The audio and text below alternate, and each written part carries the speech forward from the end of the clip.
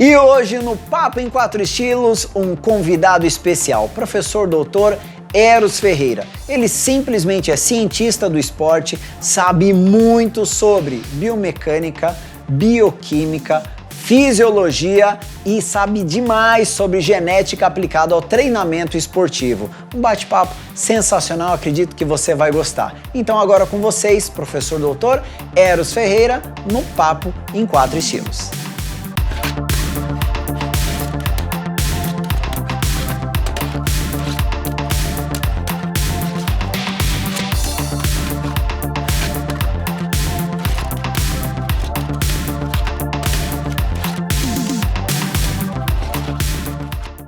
Fala pessoal, tudo bem? Hoje no Papo em Quatro Estilos, um papo de alta intensidade, um papo realmente de autoconhecimento, justamente com o professor doutor Eros Ferreira. Olha só, se eu começar a falar do currículo dele aqui, a gente vai até amanhã, da experiência que esse professor ele nos traz. Bom, vamos lá, professor Eros, primeiro, muitíssimo obrigado por você estar aqui participando conosco, é de uma honra muito grande, né, visto que teu currículo é invejável diante do conhecimento que justamente você tem, e gostaria que você se apresentasse um pouquinho para todos nós, falasse um pouquinho da sua carreira, como que tudo começou dentro da prática da biomecânica, da fisiologia, do treinamento direcionado não só à natação, mas também a outros esportes, correto? Seja muito bem-vindo. Primeiro, é um prazer estar aqui com vocês, eu recebi esse convite, é uma honra estar aqui nesse Papo de Quatro Estilos, sou admirador demais do teu programa, professor, eu acompanho muito. Tudo começou na minha carreira, assim, primeiro, eu sou só um curioso, eu sempre falo, eu sou metido a curioso, então eu corro atrás demais, sou um cara esforçado. Eu quero sempre trazer assim, olha, meu currículo é legal, mas isso aí é só para motivar mais gente, mais profissionais a buscar, a mostrar que é possível. A minha carreira não parece, mas eu fui um atleta de natação, né? Muita gente, quem me conhece pessoalmente sabe que 1,76 hoje não dá nada, né? Mas fui um atleta de natação, nadava peito, aquela coisa toda, até 99. E na época eu sentia que o treinamento era muito volumoso, né? Para quem foi atleta, o senhor também foi atleta. Para quem é da minha época de 1980, 1990, a gente nadava muito. Nadava e só demais. volume. E era assim que funcionava, né? Vamos nadar. Era 5 mil, 10 mil, 15 mil por dia, e isso que era o treinamento, né? Velocista fazia isso. Exato. E daí, né, como a gente era daquela regra que você faz e ponto, né? Eu comecei a perceber que o número de lesões era muito grande, né? A nossa classe daquele momento, né? Nossa safra de atletas, todos pararam por lesão. E quando eu entrei na faculdade, eu falei assim, não, eu quero fazer algo diferente, eu quero identificar o atleta e dar longevidade para ele, eu não quero fazer igual eu. Né? Na minha época, quando eu era atleta, meu treinador mal sabia meu tipo sanguíneo, né? Se eu sabia se era O ou não, era demais. O teste de lactato era só na elite da elite da elite. Não existia então, realmente para o esportista cotidiano, né? Vamos colocar assim, de um nível um pouquinho mais baixo, isso não existia, né? O teste de lactato era uma coisa de outro mundo, além de ser caro na época, nem todo mundo conseguia pagar, e às vezes até o próprio técnico ele não tinha o acesso a isso, né? E o desconhecimento até da aplicação desses dados, né? Então a minha ânsia sempre foi essa, a minha ansiedade em buscar conhecimento. Correto. E uma vez eu tive a oportunidade, em 2003, ainda na faculdade, de fazer um estágio com o Bernardinho, né? Pra você ver, da natação, pulei pro voleibol, mas foi uma experiência muito legal. Certo. Foi muito legal porque eu cheguei pedindo estágio e a coordenadora na época falou assim, não, fala com o treinador lá, se ele topar, beleza. Eu falei, quem é? É o Bernardinho. Falei, nossa, falei, o cara... Tá, daí eu consegui. eu entrei como, na época, um tipo de estatístico, assim, porque eu sempre fui apaixonado pelos números. Meu pai veio da matemática e, né, deu aquela ajuda, né? Ou você estuda matemática ou não sai da mesa, ou não, o brinquedo era esse, né? Então você ganhava de Natal um tangão, um ábaco, esses eram os brinquedos. Então não tinha como fugir dos números. E daí ele falou assim, não, olha, tem essas planilhas aqui onde você faz estatística. Eu comecei, que legal, né? Só que era tudo no papel, né? Hoje você tem tudo em software, aplicativo, essa coisa toda. E comecei a perceber que o jogo, ele ganhava o jogo tudo na análise de dados. Né? Até hoje, o sucesso do Bernardinho a gente chama de mineralização dos dados. E eu comecei a buscar esse lado dentro do treinamento. E comecei a perceber que a natação tinha uma pobreza em cima disso. Mas tudo bem. Ainda aqui, que ainda existia um pouco de informação internacional na natação, né? Alguns estudos. E saindo do voleibol, logo que eu me formei, eu entrei na seleção de canoagem, né? Pelo menos voltei para a água, né? Canoagem slalom. Certo. Quando me contrataram para canoagem, o presidente falou, não, agora resolve o problema dos caras deles, né? Entrei como preparador físico. Eu tive um mês para me preparar. Busquei tudo que existia de literatura, de canoagem, aquela coisa toda. E quando eu cheguei no local, eu percebi que não tinha nada a ver com aquilo. Porque o que existia de literatura era da velocidade. E eu fui trabalhar com slalom, que não tem nada a ver. Como se fosse maratona aquática e biribol. Então não tem nada a ver. Os dois estão dentro da água, mas não tem nada a ver uma coisa com a outra. Certo, ok. Então eu tive que começar tudo de novo. A sorte que na época o presidente era um cara de uma mente aberta e me mandou para a França. Eu fiquei 2 meses com os preparadores físicos da França e eu fiz um recolhimento de informações. Então eu fui trazendo tudo que tinha. E trouxe a metodologia que eu comecei a olhar e falei assim, isso aqui é muito parecido com o treinamento de natação. É frequência de braçada, eu trabalho frequência de remada. Comprimento de braçada, comprimento de remada. Eu falei, não, peraí, vou pegar todo o conhecimento que eu tenho da natação e vou começar a traduzir isso para canoagem. Certo. Resumindo, para a gente não ficar aqui muito tempo, em 2005 nós começamos isso, em 2008 eu montei um projeto já mais robusto, com esses números. Em 2012 nós classificamos os primeiros atletas mesmo para a Olimpíada, em 2016 conseguimos as primeiras medalhas olímpicas. Tudo em cima dos números. Até há um tempo atrás eu brinquei que a TPM, que é o treinamento por matemática, porque não existe segredo, é pura matemática. Ok, olha só que bacana. E ao longo desses anos, meu pai, quem conhece meu pai, pode, né, vai ter certeza do que eu estou falando. A primeira coisa que ele liga para mim, ele fala assim, tudo bem? Tá bem de saúde? Tô bem de saúde. E tá estudando? Então, você pergunta, tá bem e tá estudando. Então, é uma coisa que ficou na cabeça a vida toda. Por isso que eu nunca parei. E hoje, eu fiz o mestrado. Você, professor, você fez o seu mestrado, você fez o doutorado e fez o pós-doutorado, né? Mais ou menos. Eu fiz a faculdade de Educação Física, depois fiz o mestrado em Motricidade Humana, depois fiz uma especialização em Fisiologia, depois em Atividade Física, depois fiz mestrado em Ciência da Motricidade Humana, fiz uma especialização na Alemanha em treinamento em Ciência do Esporte, em Sportwissenschaft, que é Ciência do Esporte na Alemanha.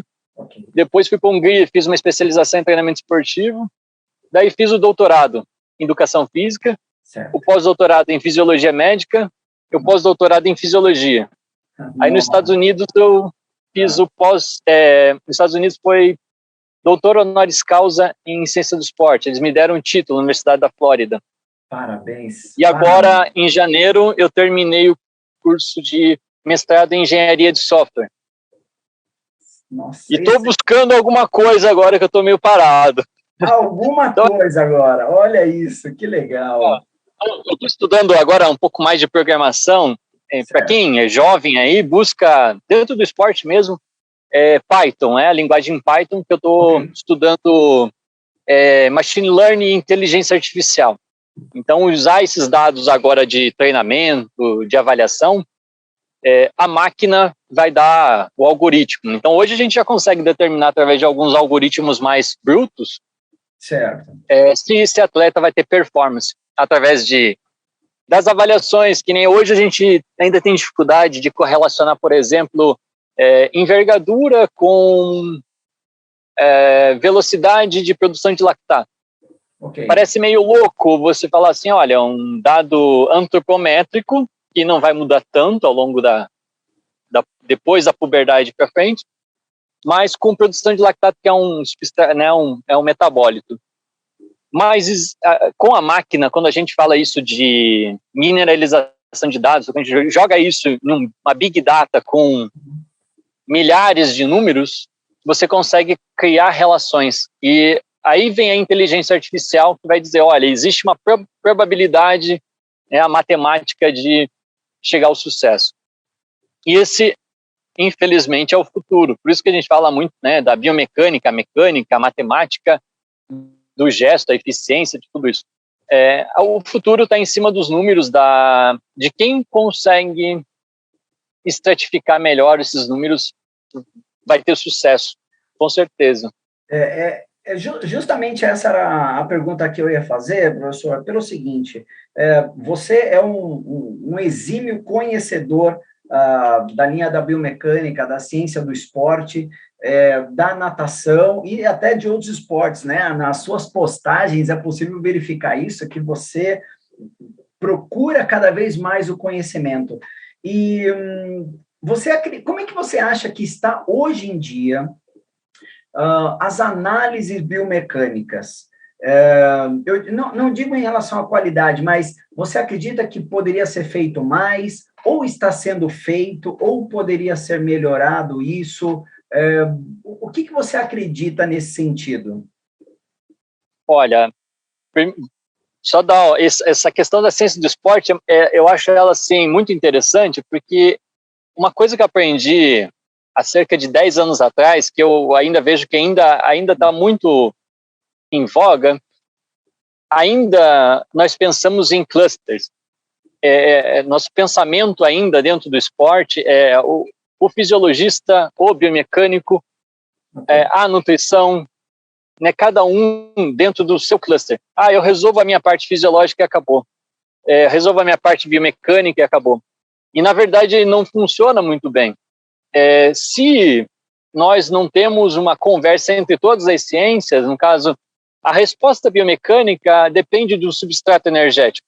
Okay. O substrato energético vai, o metabólito, nesse caso, pode interromper uma eficiência mecânica ou uma eficiência técnica. Então, veja que eles se conversam. Se eu faço essa separação da biomecânica e da fisiologia, eu crio um abismo. Então, eu sempre vou olhar, olha, a mecânica está bacana, ótimo, mas se não tem o substrato energético, se eu não penso como funciona a fisiologia e a histologia desse meu atleta, eu não vou ter também uma melhora na eficiência mecânica. Então, só para, os jovens que estão assistindo a gente aqui, os jovens treinadores que, olha, eu tenho o sonho de ser um grande treinador, foca no estudo de toda a ciência. É difícil? Mas não é impossível. Você não precisa ser um especialista naquilo, mas assim, eu adoro essa frase. Eu adoro essa frase. É difícil? Mas não é impossível. Porque se fosse fácil, qualquer um faria. Né? Mas assim, o que é interessante, professor, se eu conheço o conceito, eu consigo andar em qualquer esporte. Por isso que o senhor fala assim, olha, lá tem boxe, tem boxe, tem MMA, tem canoagem, tem triatlon, bike. Agora eu estou vendo o pessoal aqui que a gente chama de parkour, que é o pessoal que sobe montanha, esqui. O conceito, se a gente consegue entender o conceito, na natação nós chamamos de zona, o A1, A2, A3, aqui chama de Z1, Z2, Z3, o outro chama de R1, R2, mas é conceito. Okay. Uma vez que você entende o conceito, você vai para qualquer esporte. Certo. Agora, a relação a aonde nós estamos, aonde nós podemos chegar em relação a ciência e tecnologia, a gente pode chamar de biomecânica, eu sou muito, ou eu não sei, a minha cabeça, eu não uso droga, tá, gente? Mas assim, eu penso uma mente muito louca. Eu penso assim que se a gente tem isso, algo, né, um sensor, alguma coisa, ele pode sempre ficar melhor. Eu vejo em 2007, quando o professor Marcelo Papotti, ainda acho que na Unesp, acho que ou foi na USP, nós começamos a falar sobre nado atado, né, com a célula de carga, aquela coisa toda. Eu acho muito legal. Até o ano passado, assim, eu também estava usando 10 anos usando célula de carga, mas a gente precisa evoluir. Não tem mais como chegar com computador na beira da piscina, energia elétrica, cabo, não sei o quê. Eu comecei a reduzir. Comecei a usar IoT, que é para quem gosta lá, umas plaquinhas, tirando a placa, os dados já manda para a nuvem já analisa os dados, já manda de volta, Bluetooth, aquela coisa toda.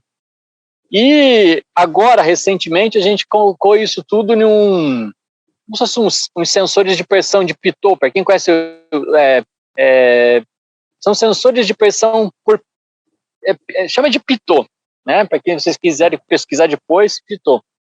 Então ali tem o AMU, que é aqueles, para quem já viu, os sensores AMU são sensores de inercial, movimento units, que mede, são giroscópio, acelerômetro, barômetro, magnetômetro. Ele tem tanto os 3 eixos do acelerômetro, mas também tem o giroscópio e principalmente os quartênios, né? Que a gente tem o quartênio onde você consegue virtualizar. Então hoje a gente consegue medir a quantidade de força através do pitot, nós calculamos a área da mão do atleta, esse sensor vai na palma da mão e tem um tamanho de 4 moedas de R$1, mais ou menos. Esse sensor posicionado na palma da mão, a gente consegue virtualizar a palma da mão do atleta. Então ele sabe exatamente qual posição e quanto de força foi aplicada na palma da mão. Nossa, então elimina os cabos, essa coisa toda. Isso você consegue sincronizar com vídeo subaquático. Então, abraçada direita, abraçada esquerda, a pernada direita, a pernada esquerda. Nós começamos a fazer alguns testes de colocar o sensor na testa do atleta e quanto de pressão está exigindo até, né, na parte mais frontal, dependendo da hidrodinâmica do atleta. Então, isso já é possível fazer. Agora imagina isso, você jogando números na nuvem e sincronizando isso com outros dados como velocidade, aceleração, dados mecânicos ainda da cinética, e depois colocando fisiologia, metabolismo, tudo isso dentro de um saco, e você tira um número e diz esse atleta tem um algoritmo tal. O que a gente espera dele? Parece louco, mas não é... Não, é louco, é louco, é maluco, e eu vou um pouco mais além, professor, pelo seguinte, isso, no meu ponto de vista, isso me fascina muito, porque eu sempre comento sobre as atividades multidisciplinares, né? Então, primeiro que ninguém trabalha sozinho, né? Então, e eu acredito que as áreas, elas se conversam. É muito legal essa sua análise, essa sua explanação, e eu corroboro com isso, por quê? Eu verifico alguns profissionais, aí eu vou dar um pitaco em alguns profissionais aqui, que, vamos supor, trabalham com a biomecânica, né?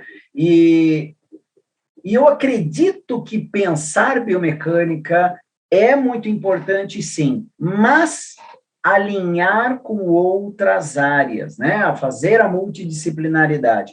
Então, o que eu vejo? Eu vejo alguns colegas da área falando, olha, a pernada do esportista, no momento do salto, ela deve estar no ângulo tal.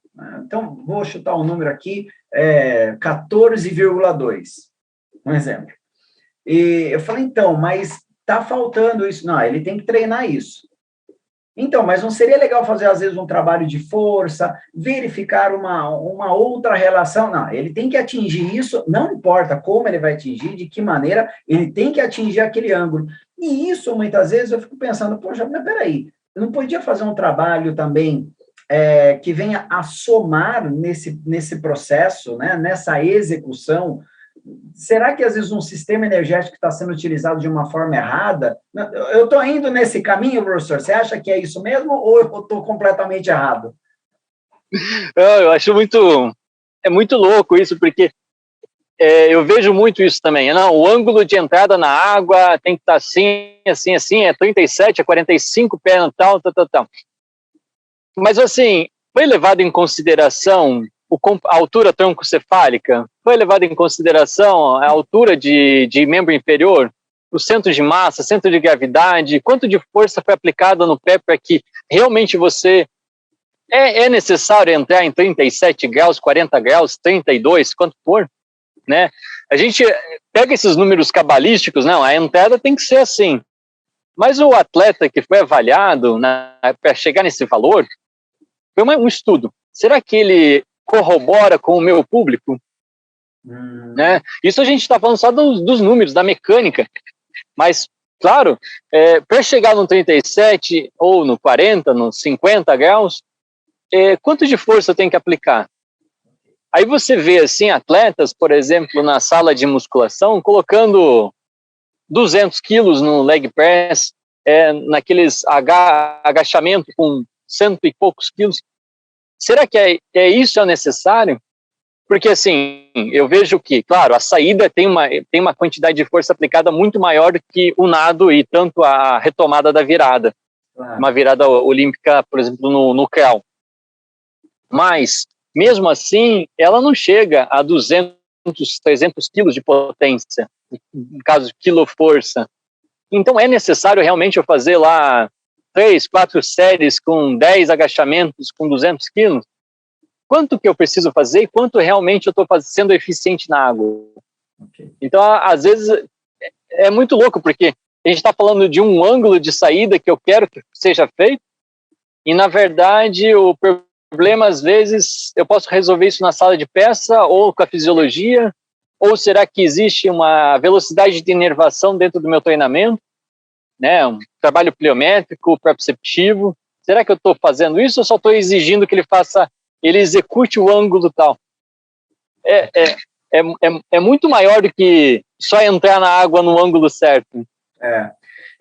Professor, é o seguinte, nesse sentido, falando sobre a mecânica, a biomecânica, eu acredito que ignorar a ciência, ignorar os estudos, realmente é um erro muito grave, né? Não sei, acredito que você considera isso também. Você tem algum exemplo que você pode passar para a gente? Olha, isso foi aplicado com a ciência, isso foi aplicado sem a ciência. Tem algum exemplo que você pode dar para a gente nesse sentido? Olha, eu posso dizer para você que aplicado com ciência, consciente consciência, olha que legal, muito bom. 2015, no Mundial de 2015, um exemplo com a canoagem, com o Isaquias Queiroz, que foi conseguiu as 3 medalhas olímpicas no Rio, e agora foi ouro em Tóquio. Quando nós começamos esse trabalho com ele em 2009, nós começamos esse trabalho e tal. Em 2014, a gente, com os números do treinamento, a gente falou, olha, com as parciais de cada 100 metros, você vai chegar à medalha. A gente só não sabe qual a cor da medalha, porque fazendo 3,47 em treino, não tem quem bata 3,47. Então, se você não faz isso em treino, não vai chegar na hora da prova e baixar uma entidade que vai te empurrar. Não existe. Então, você faz no treino ou não faz. E no treinamento, nós estávamos fazendo aquele ritmo, independente de quem são os adversários do teu lado. Se você faz o seu, a coisa acontece. E, de fato, chegou lá e fez as 3 medalhas olímpicas no Rio. Isso é usando o quê? Matemática, usando ciência, né? Estudando a embarcação, qual o melhor ponto, né, da embarcação, usando equipamento de sensores dentro da embarcação para saber exatamente quantos graus à direita, à esquerda, à frente, atrás, em cima, embaixo, né? O quanto de pitch, roll tem esse barco por conta de hidrodinâmica. A mesma coisa acontece com a natação. A mesma coisa.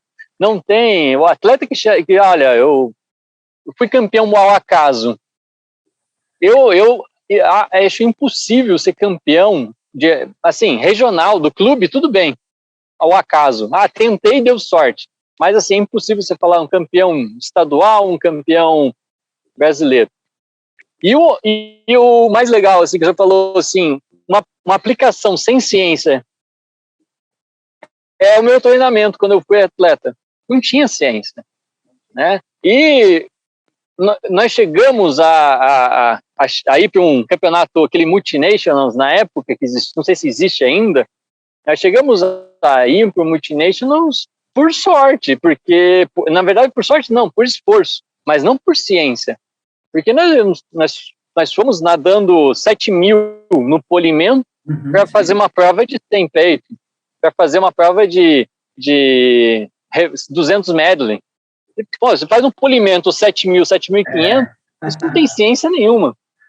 É verdade. E num dia antes da prova você não descansa, não tem nada, um dia antes você está treinando. E se você perde a prova, vai mal na prova, você treina o dobro de castigo. É isso mesmo. Não tem ciência.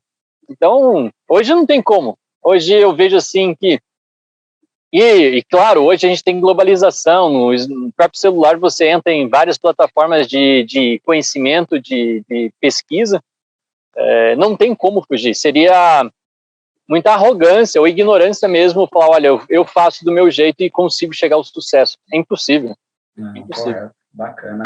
E, professor, é o seguinte, você como um grande conhecedor ainda da área da biomecânica, da mecânica, da bioquímica, da fisiologia, aplicando a ciência cada vez mais, né, nos esportes e entendendo como tudo funciona, tem uma palavra que muitos ainda ficam na dúvida, se isso vale a pena ou não vale, se isso tem uma interferência dentro do esporte, que é a genética.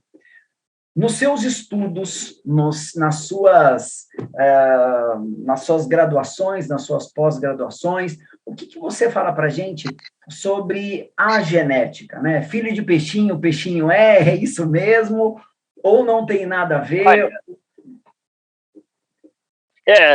Como eu falei para você, a minha ansiedade sempre foi buscar os atletas, e para quem foi atleta competitivo de qualquer coisa, é claro que isso está no sangue. Você quer o quê? Você quer vencer.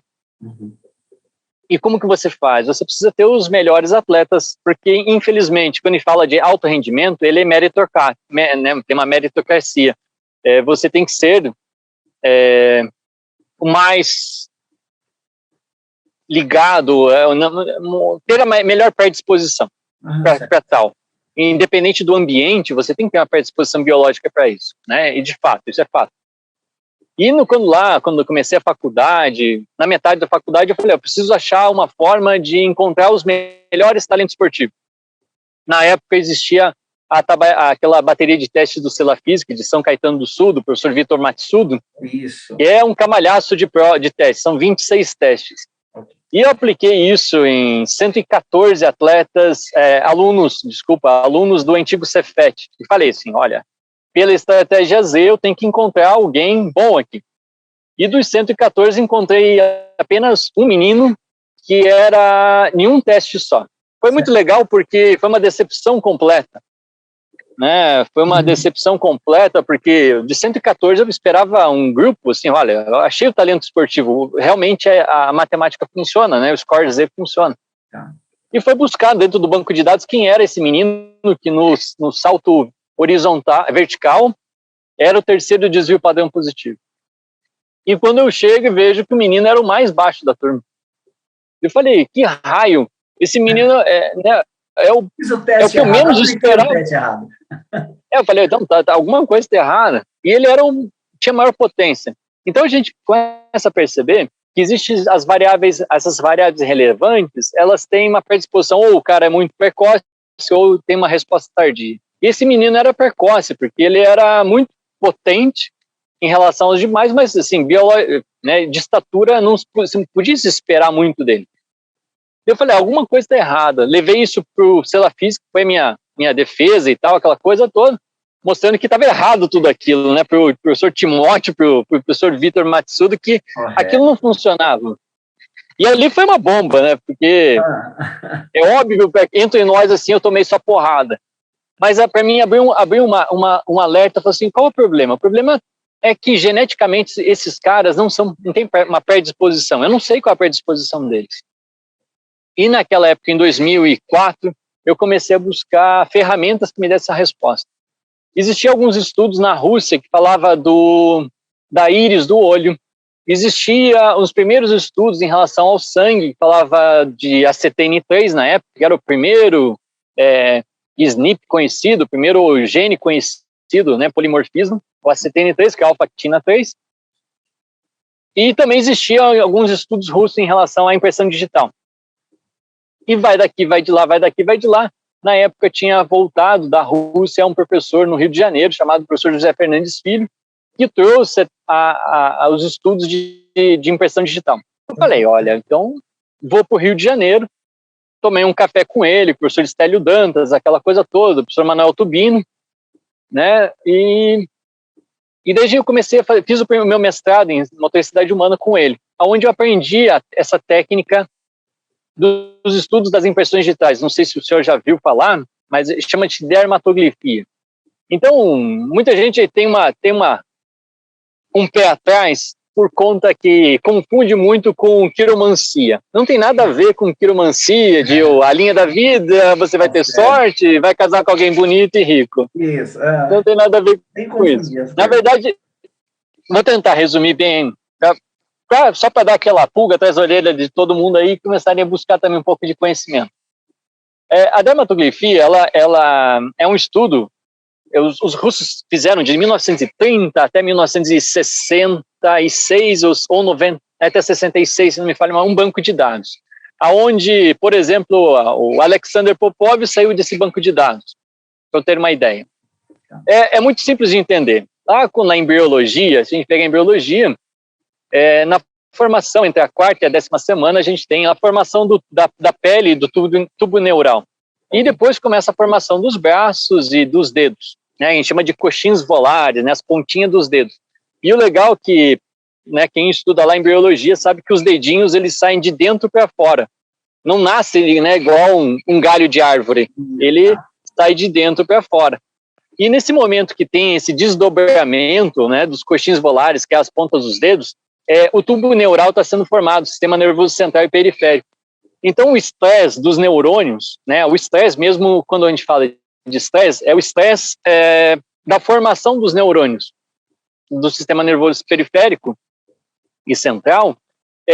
Esse estresse provoca esses desenhos nas pontas dos dedos. Então, a relação que os russos fizeram foi, qual é a relação do sistema nervoso central e periférico em relação às imagens das pontas dos dedos? E eles começaram a perceber, claro, estatisticamente, que quando aparecia linhas paralelas, só linhas, o cara tinha mais força. Quando aparecia esses verticilos que a gente vê mais na parte mais periférica do dedo, da imagem do dedo, o cara tem uma tendência a ser mais velocista. Se essa alça voltada para o osso da ulna ou para o osso do rádio, ele tende a ser mais tal coisa. Quanto mais complexo for os desenhos, mais coordenado é esse indivíduo. E eles começaram a criar tabelas disso. É muito louco. E isso é uma coisa, sabe o que é o mais louco? Que isso é de 1960, 70, chegou no Brasil em 96. E ainda é novo. No Brasil ainda é muito novo. Você vai ver alguns clubes de futebol que fazem isso. Peneira a gurizada, por sabendo, você tem uma predisposição para velocidade, qualidade física básica, índice coordenativo alto. Se você tem velocidade, índice coordenativo alto, tudo dá certo para potência. Se você tem um cara com um índice coordenativo alto e uma resistência intermediária, esse cara vai ser um bom maratonista. E as coisas assim que a gente no Brasil ainda não presta muita atenção, na natação, por exemplo, é que a gente precisa de atletas o quê? Uma envergadura boa, altura e envergadura, e altamente coordenado, ponto.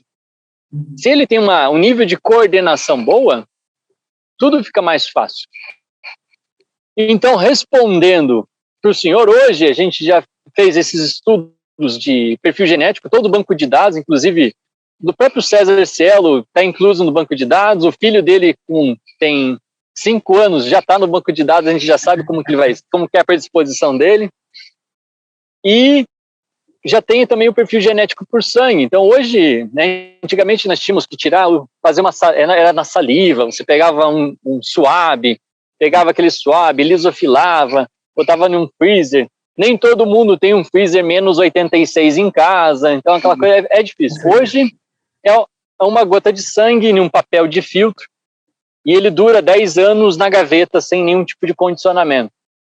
Você faz um punch e dos 239 genes conhecidos do esporte, pelo menos 50 a gente já consegue fazer isso nos press, né? Então, ACTN3, ECA, GT, BDKRB2, BDKRB4, receptores de vitamina C, vitamina D, cafeína, isso a gente já sabe. Certo. Isso já é muito mais fácil. Então, a genética hoje é determinante. Ainda que alguns falam que isso é para determinar, né, as predisposições, mas ainda a gente não está modificando. Certo, ok. Né, publicamente, ainda? pelo menos. Olha só, hein? Isso é futuro, hein, professor? Publicamente, aqui a gente sabe, na Ásia eu já não posso botar a mão no fogo. Olha só. E, professor, é o seguinte, diante dessa questão da genética, diante da ciência, me veio uma pergunta aqui, agora, aqui, sobre atletas, né? Quem que o senhor considera, assim, como um atleta que você fala, puxa, esse atleta biomecanicamente, mecanicamente, fisiologicamente, eu gostaria de trabalhar, eu gostaria de ter trabalhado, ou esse atleta, homem ou mulher, ele é fora da curva, assim, um atleta que você identificou, que você fala, puxa vida, demais esse aí. Tem algum que vem à sua mente, um ou mais também? Olha, na verdade, tem 2 atletas, tem um, é o futebol, o Romário, né, pasmem, mas o Romário era um cara fora da curva, e o Isaquias, não porque eu trabalhei com ele, mas ele realmente é um mutante.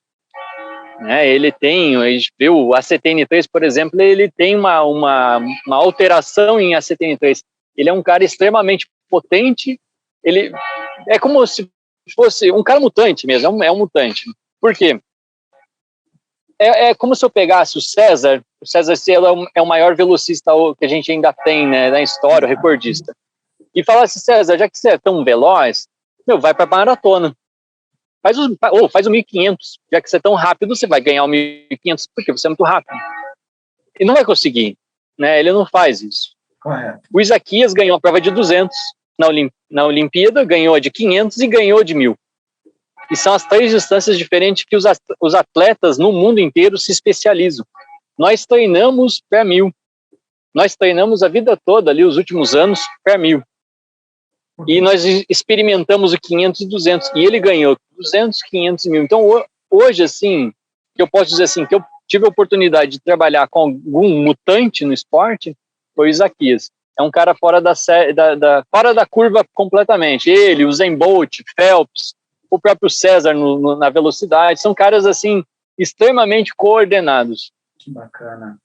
E tem uma outra análise aqui, professor, que eu gosto muito das suas postagens, dos seus trabalhos também, e que me interessou muito, que foram os testes ergoespirométricos, principalmente aquáticos. Né? Eu acho isso fantástico, acho sensacional. Como é que funciona esse processo, visto que a tecnologia ela está cada vez se aprimorando, E o que você considera desse teste ergométrico? Isso é feito, vou colocar aqui, no mundo todo. É muito caro ainda esse processo para quem não conhece, porque muito se fala do teste ergoespirométrico, né? Vai ser feito justamente na esteira, e na piscina poucos conhecem. E como que você analisa esse teste? É difícil estar fazendo isso? O equipamento é mais caro? Como que é? Na verdade, assim, é a especificidade, né? É aquela velha lei do treinamento lá. Então, não dá para usar os dados da esteira na água, mesmo que tem o VO2, mas não é a mesma coisa, né? São grupos musculares, bem metabólica, aquela coisa toda. Eu realmente gosto de fazer muito específico. Vai ver que tem teste no boxe, teste no MMA, teste na natação, teste na canoagem, tudo na água. A pior parte de tudo isso é o risco que você corre. Por exemplo, nós fizemos isso no remo, na canoagem, onde tinha um risco de cair o equipamento na água, e um equipamento desse é 50, 100 mil dólares. Nossa. Então, você corre o risco de perder o equipamento. Mas é o risco que você corre para ter os melhores dados. Na piscina, já tive alguns problemas com umidade, essa coisa toda. Mas hoje o equipamento ele tá mais próprio para isso. A tecnologia hoje é maior. Antigamente a gente tinha que andar com aquela caixa, com várias mangueiras. Hoje tudo é muito mais portátil. Hoje a gente tem Bluetooth, vai para a nuvem, aquela coisa toda. Antigamente tinha que ter um computador, tinha que ter aquela coisa toda. E o mais legal de tudo isso é que é acessível. É acessível hoje, né? Hoje é possível você fazer esses testes específicos e principalmente tá mais perto do atleta, né? E não é um custo absurdo. Eu diria assim que é o mesmo custo de fazer no cardiologista, o mesmo custo de fazer isso em loco lá no teu clube, tá? E, professor, estamos quase chegando ao final aqui, mas tem uma pergunta, então, que é básica. Eu acredito que, diante do que muitos, né, que estão nos assistindo e também nos ouvindo pelo podcast, por que a gente não pode, por que não podemos, então, ignorar a ciência diante do esporte? Por que a gente não pode, para a gente fazer um resumo geral de toda essa nossa conversa? Porque até como, né, o pai do senhor ainda comentou, né, está bem de saúde, né, tem estudado bastante. Então, por que a ciência ela não pode ser ignorada e não entrar, né, numa questão de eu acho que é dessa maneira, desse modo é melhor. Por exemplo, eu vou passar um exemplo aqui. Tem um professor que justamente ele trabalha com um atleta e foi identificado que esse atleta ele fazia o mesmo tipo de braçada e também a respiração que um outro atleta, ele copiava o outro atleta. E aí perguntou para ele, mas por que você faz desse jeito? E a resposta dele foi, porque ele também faz. Então, é mais simples, né? Fácil.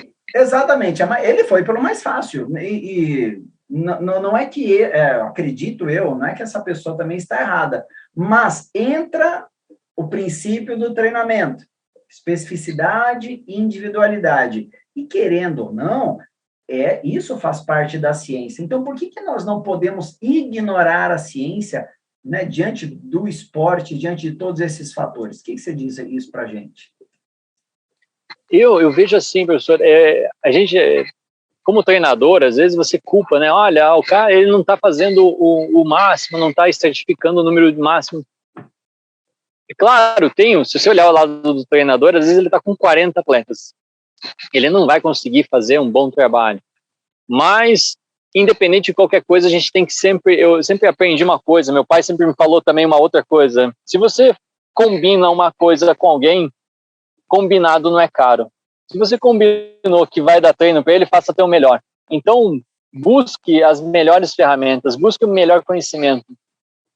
Se existe oportunidade de você fazer um trabalho melhor usando matemática, biomecânica, ciência, de fato, por que não? Eu vejo assim, é mais confortável, claro que é mais confortável. Eu vou fazer, olha, pessoal, a frequência de braçada tem que ser 33, 41, 57 para cada parcial, e ponto. mas você é menino, você é petiso, você não sei o quê, você tem uma envergadura tal, você tem altura tal, você tem massa, você é resistente, você é veloz. Então é mais fácil falar, não, tem que ser. Claro que aonde eu quero chegar, Certo. esse treinador tem que pensar assim, olha, o que eu quero para mim? Qual que é o meu sentido de vida, da minha vida, né? Eu penso muito nisso. Por que eu vim para cá, na Terra, né? O que eu vim fazer aqui? Se for para fazer só o mesmo, então não faço. Okay. Tem que ser diferente. Tem que fazer algo diferente. Tem que ter um sentido na vida. Olha, vou ser treinador, mas eu não quero ser o treinador da seleção nacional ou uma medalhista olímpico. Quero ser treinador de base. Mas então faça isso com consciente e consciência, né? É bem legal. Usando os números. Porque esse menino pode ser que você fique na base, mas ele queira chegar no alto rendimento. E ele vai precisar desse suporte. Então a gente tem que pensar um pouquinho além do nosso limite, né? A gente tem que pensar no ser humano que a gente está preparando e desenvolvendo, nessa oportunidade que a gente está dando para essa criança, que pode ser que ela só vai pela qualidade de vida, mas também pode ser que ela seja um grande atleta. Né? Nós dois aqui, se talvez tivesse sido melhor orientado, a gente poderia ser um atleta campeão olímpico, por que não? Pode ser também, né? Como nós já falamos aqui, eu acredito que as estaturas, elas não iam nos privilegiar. Não de natação, mas por que não de xadrez? Por que não? De mesa. Professor, isso é muito bacana, porque eu conheço muitos profissionais da base, né? De treinamento de base. E justamente o que o senhor abordou, né?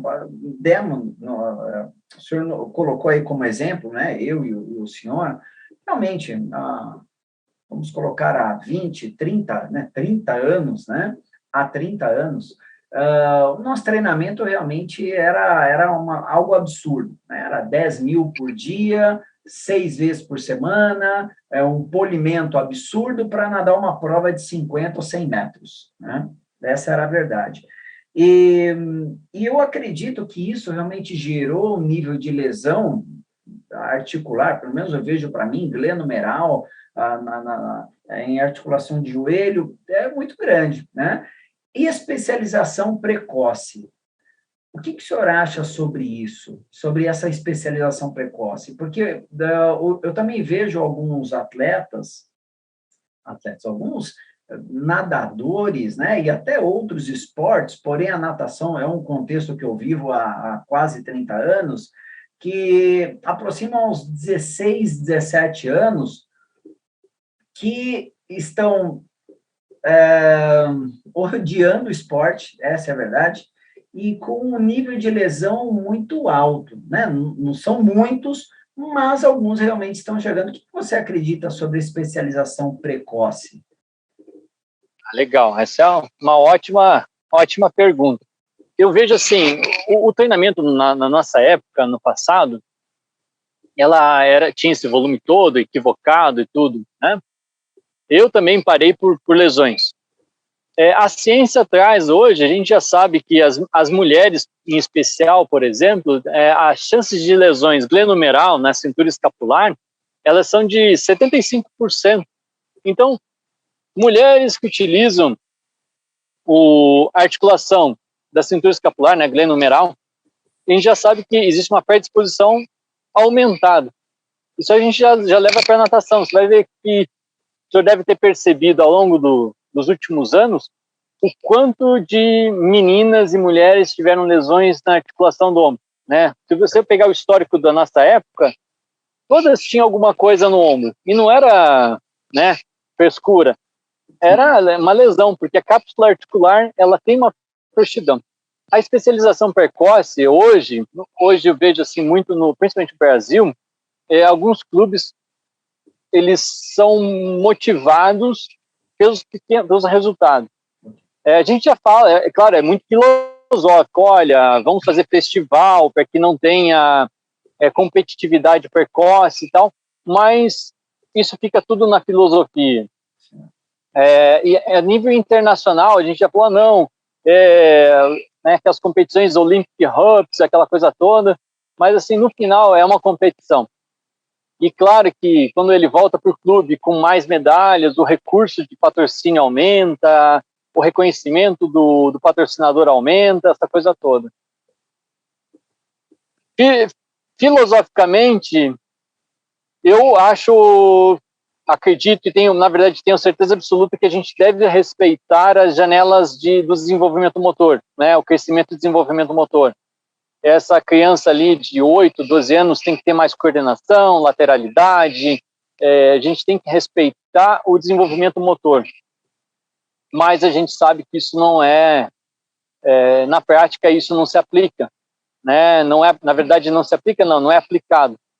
Infelizmente você vê assim, os jovens de Petit, Esmerim, já correndo atrás de índice e ser o mais veloz e o mais rápido sempre. Eu vejo isso como deveria ter um sistema diferente de competição para essas classes, sabe? Não o melhor, o mais rápido, eu não sei dizer como poderia funcionar exatamente, mas deveria ser diferente. Eu vejo assim, muito equivocado isso. Porque depois, lá aos 17, aos 18 anos, você vê muito jovem parando de competir, de nadar, porque chega ele satura. Porque é muito treinamento. Você vê hoje criança com 12 anos fazendo dobra. Sabe, para quê? É necessário realmente um volume tão grande de treino? É necessário dobra para uma criança de 12, 13 anos? Sabe, não tem nem informação. Não, eu acho errado. Confesso assim que eu condeno isso um pouco. Correto. A opinião do especialista, hein, pessoal? Professor, é o seguinte, diante do teu conhecimento, diante do que foi abordado aqui, você tem os seus projetos que falam sobre biomecânica, sobre a fisiologia, sobre mecânica, e como é que andam os seus projetos? O que você pode passar para a gente, para quem está nos assistindo e também nos ouvindo pelo podcast, como que faz para conhecer mais o seu trabalho e o pessoal te acompanhar aí e ganhar mais conhecimento, por gentileza? Atualmente, eu tenho alguns 3 modelos de trabalho básico. Tem um que a gente chama de Be a Hero, que é seja um herói, né? A missão em todos eles é a mesma coisa. Eu tento levar todo esse conhecimento, todo esse trabalho científico do alto rendimento, do mais alto rendimento, até a base. Então, eu acho e vejo assim, muito importante aquele jovem lá de 12, 14 anos experimentar uma boa avaliação, análise de dados. Porque às vezes esse atleta só vai sentir igual foi com nós, assim, só se você realmente for campeão brasileiro, campeão sul-americano, agora sim eu vou fazer uma análise mais robusta de biomecânica, por exemplo. Mas por que eu tenho que esperar até lá para esse menino? Se eu posso dar oportunidade para ele dessa correção agora. Você vai ver os modelos, assim, por exemplo, o modelo canadense, onde você tem o ensinar a treinar, depois treinar para vencer. Então, eu acho isso muito interessante, você ensinar o atleta a treinar. Hoje eu pego, às vezes, atletas de seleção que ainda não sabem treinar. Eu falo para eles, vocês repetem, vocês são executadores. Eu falo para vocês que vocês têm que fazer uma série X, mas vocês não sabem por que estão fazendo essa série X. Né? Eles não sabem, de fato, por que eles estão fazendo um período de base ou por que eles precisam aumentar a força. E eu não falo assim, fisiologicamente. A estrutura, a arquitetura, né, hexagonal das fibras, contração, nada disso. Eu digo assim, objetivo real. Por que você fez uma série de A1, A2? Para que serve isso? A partir do momento que o atleta começa a entender isso, o treino é diferente. A partir do momento que ele consegue entender a essência daquele treino, com certeza ele vai ter uma eficiência muito maior nos resultados dele. Ele começa a aproveitar o treinamento melhor e evoluir muito mais rápido. Então, basicamente, eu consegui andar até o alta performance, chegar na elite do mundo do esporte, e eu sempre quis levar, né, a minha missão aqui na Terra é levar esse conhecimento de alta performance para a base.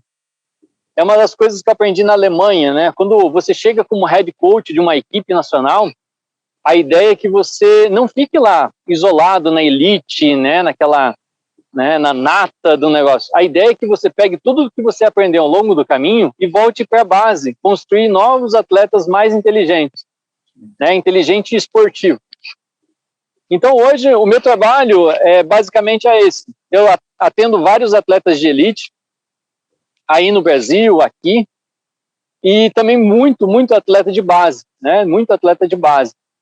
A ideia nós temos assim, ou a avaliação, eu faço avaliação, né? Os assistentes fazem as avaliações, eu analiso, converso com os atletas. Eu converso muito com os atletas para que ele entenda aqueles dados.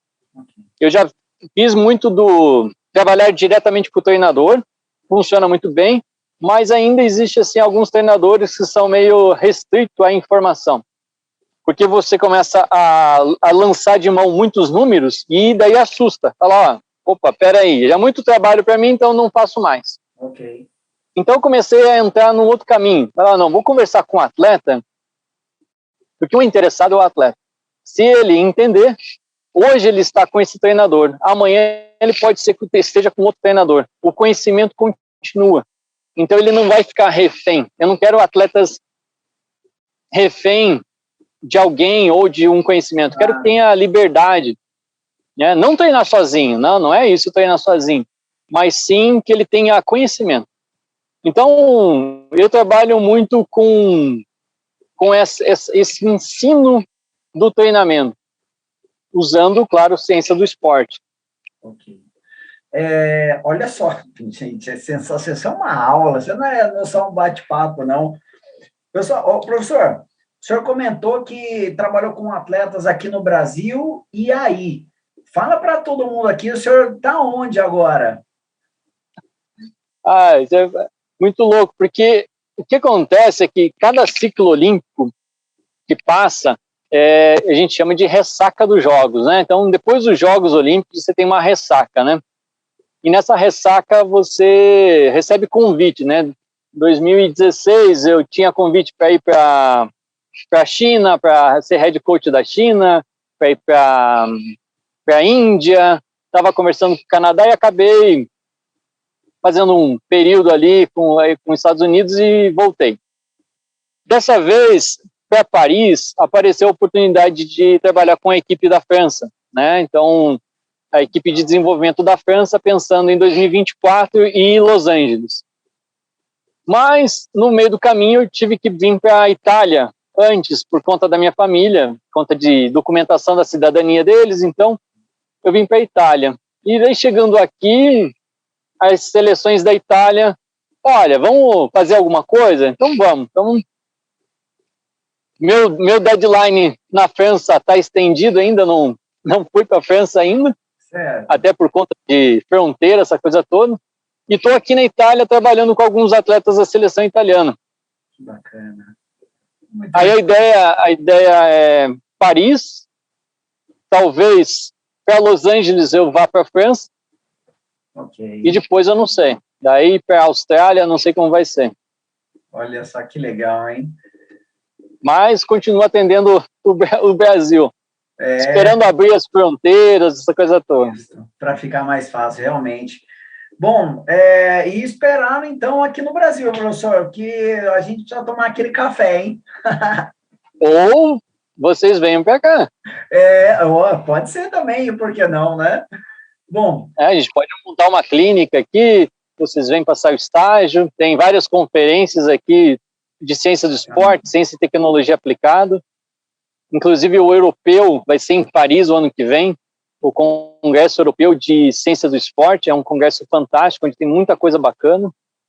Então aqui tem muita coisa a ser feito aqui. Uma evolução, realmente o conhecimento é absurdo, né? Realmente no mundo todo é uma questão de aproveitar, nada mais do que isso. Pessoal, bom, e professor, nós estamos chegando ao fim desse nosso bate-papo. Eu gostaria de agradecer demais, mas demais, pela sua disponibilidade. Pessoal, só para vocês entenderem, o professor Eros, quando eu entrei em contato com ele, justamente pedindo, né, se haveria disponibilidade de batermos um papo aqui, ele foi categórico, só me fale o dia e o horário, né? E me preocupando justamente que ele está na Itália, 5 horas a mais do que o horário aqui de Brasília, ele falou, olha, não tem problema, eu vou, eu faço e vamos levar o conhecimento.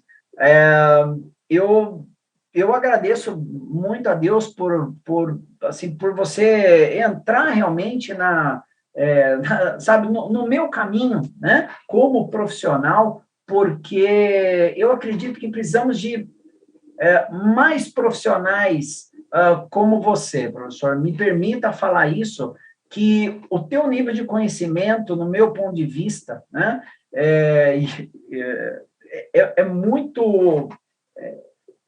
ele é muito maior, se existe essa ressonância, né? Ele é muito maior, e o teu nível de conhecimento, ele se equivale à tua humildade, que é difícil até comentar um pouco sobre isso, mas isso nos chama muito a atenção e me chamou muito a atenção. Então, primeiro, eu agradeço muito a Deus justamente por isso, e agradeço a você, por ter nos disponibilizado essa conversa, esse nível de conhecimento que realmente precisamos ter, né, na ciência e também no esporte. Diante disso, eu gostaria que você, se você pudesse deixar uma palavra, uma frase ou um conhecimento para todos nós que estamos aqui assistindo e também nos ouvindo pelo podcast, por gentileza.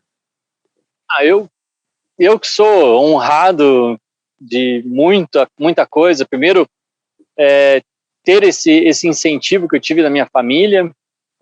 Não sou de uma família rica e por isso eu acho legal assim mostrar que é possível se você tem muito esforço, né? Então eu sou muito grato à minha família, à sociedade, ao Brasil, que eu estudei em colégio público, fiz faculdade pública, tive a oportunidade que nós contribuintes proporcionasse isso para mim. E para mim é uma honra estar aqui, podendo falar sobre uma coisa que eu sou apaixonado, ajudando de uma forma indireta alguém, assim, até aquela motivação, olha, eu quero fazer isso também. E mostrar que existe um caminho, que existe uma forma e que existe um nicho de trabalho, falta gente para trabalhar com isso. Eu acho isso muito legal. Sozinho a gente não cresce. Sou fã do seu canal, professor, você sabe disso, que eu acompanho. Acho muito louco como você consegue fazer tanta coisa ali, sou seu fã. E para mim realmente é um privilégio estar aqui, podendo discutir um pouquinho, contar um pouquinho sobre ciência e estou à disposição sempre que eu puder ajudar, pode contar comigo sempre. Tamo junto, é isso aí. Pessoal, professor doutor Eros Ferreira, direto da Itália, levando conhecimento aqui para a gente, tá bom? Professor, muitíssimo obrigado, um forte abraço, fique bem, estamos sempre à disposição. Pessoal aqui do Papo em 4 Estilos, semana que vem tem mais um papo com um grande outro profissional, a gente se vê em breve, tá bom? Um forte abraço a todos e a gente se vê, é isso aí.